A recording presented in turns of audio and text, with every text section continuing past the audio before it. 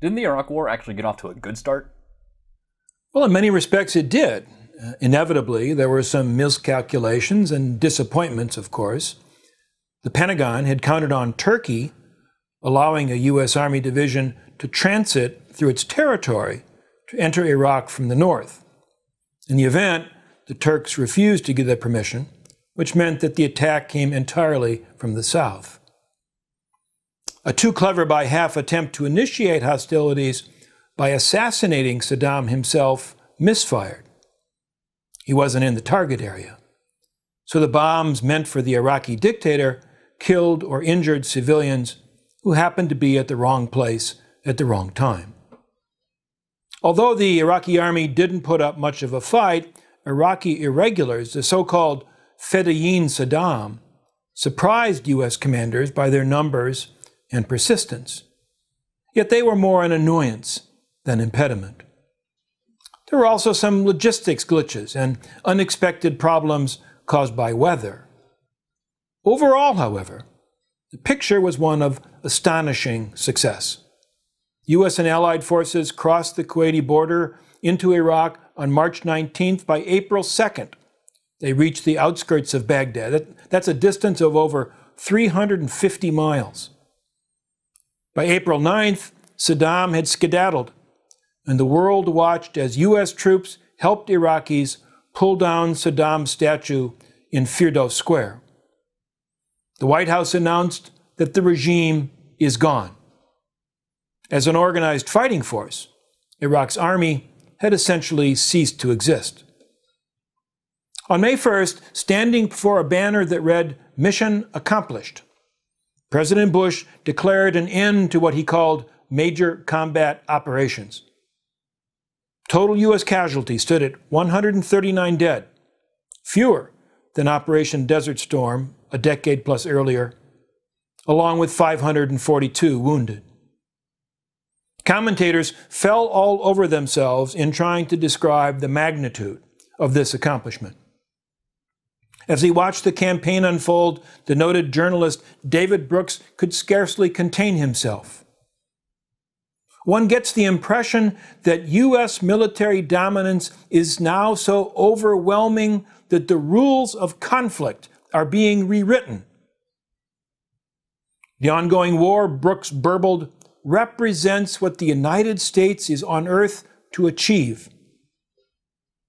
After the fall of Baghdad, beating President Bush by several days, Brooks confidently announced that, quote, "the war in Iraq is over."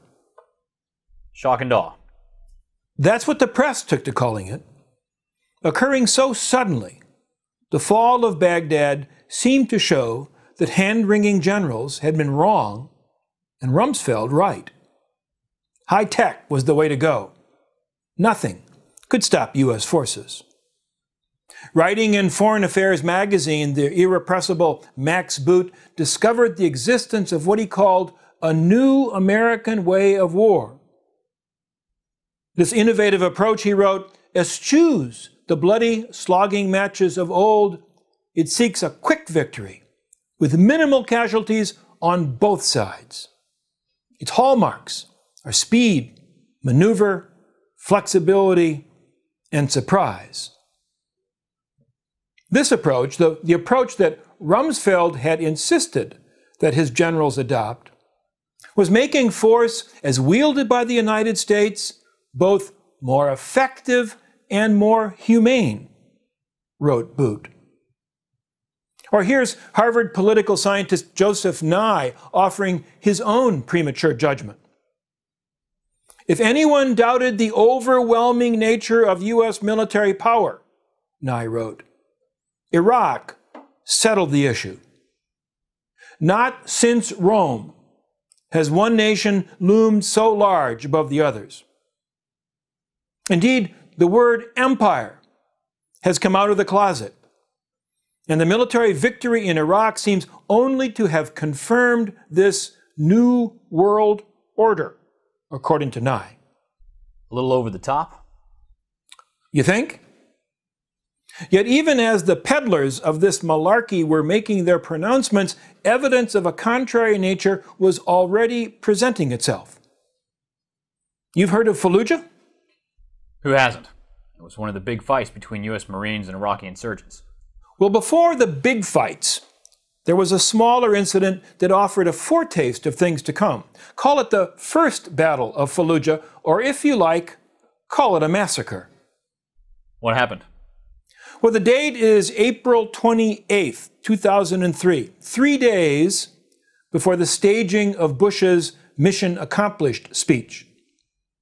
A contingent of soldiers from the famed 82nd Airborne Division had occupied a schoolhouse in Fallujah. Their presence intended to symbolize American authority and to keep the lid on things. This is an abiding assumption of U.S. policy that the presence of U.S. troops in foreign lands contributes to stability and fosters pro-American attitudes. In Washington, to question that assumption qualifies as heresy. But here, by no means for the first time nor the last, the assumption turned out to be utterly bogus. Presence served as a provocation, and it undermined stability. Earlier that day, angry Iraqis had converged on Fallujah's city hall and on the local Ba'ath Party headquarters, protesting the U.S. military presence. No to Saddam, no to America, they shouted. U.S. troops fired warning shots to disperse the crowd. Somewhere around 10 p.m., the protesters, estimated between 100 and 250 in number, reappeared near the school used to billet the paratroopers from the 82nd. The defiant Iraqis were violating a U.S.-imposed curfew.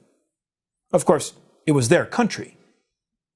Again, there were angry shouts, and again, shots fired. This time, not to warn, but to kill. Who shot first remains a point of controversy. How many of the Iraqi protesters may have been armed is unclear. Not unclear was the outcome. The Americans killed 17 Iraqi civilians and wounded another 70, while sustaining 0 casualties of their own. News of the incident spread well beyond Fallujah and generated outrage among Iraqis. Here was one of the key matches that ignited widespread resistance to the American occupation. Sounds like one of those Houston, we have a problem moments. Precisely. Unfortunately, in contrast to the situation with Apollo 13, Washington was in denial. Policymakers were reluctant to admit that a problem existed. They were not prepared to acknowledge that the Iraq War had not ended. Indeed, that it had just begun. Back home, amidst all the chest thumping about U.S. military supremacy, it was not fashionable to suggest that something might be amiss. An unnamed Bush administration official quipped that anyone can go to Baghdad, real men go to Tehran. In smart circles, that was the prevailing mood. So in the Pentagon, to questions suggesting that things on the ground in Iraq showed signs of getting out of hand, Donald Rumsfeld responded with quips and sarcasm. Stuff happens, he said. Freedom's untidy. Henny penny, the sky is falling.